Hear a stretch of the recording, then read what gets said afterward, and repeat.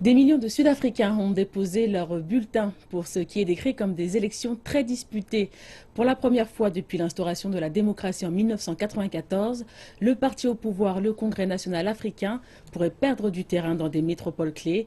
Les partis d'opposition ont suggéré qu'ils pourraient former des coalitions pour arracher le contrôle de certaines municipalités à l'ANC. Parmi celles-ci figurent Johannesburg, Port Elizabeth et la capitale Pretoria. Le vote a commencé tôt ce matin, alors que les habitants affrontaient les températures très froides. Malgré des craintes de violence, seuls quelques accrochages ont été rapportés.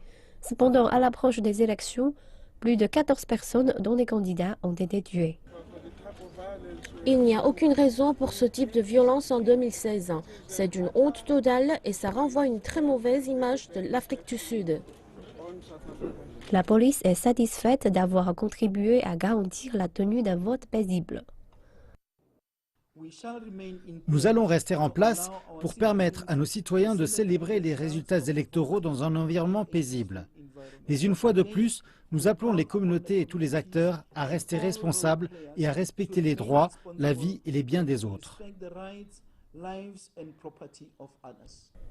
Pour les Sud-Africains, ces élections pour élire leurs représentants municipaux consistent à faire entendre leur voix.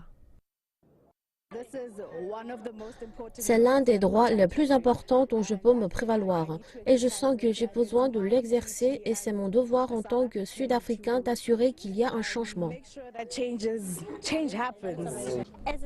En tant que nouvelle électrice, je pense qu'il est important de voter parce que nous avons besoin de changer ce pays et en tant que Sud-Africains, nous devrions faire cesser la corruption.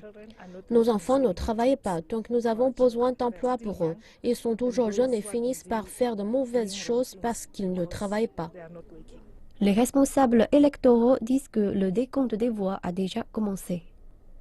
Les hommes politiques arrivent au Centre national des résultats à Pretoria. Nombre d'entre eux envisagent de passer la nuit ici pour voir comment leur parti se comporte, alors que les votes sont comptés. Les résultats sont attendus avant la fin de la semaine.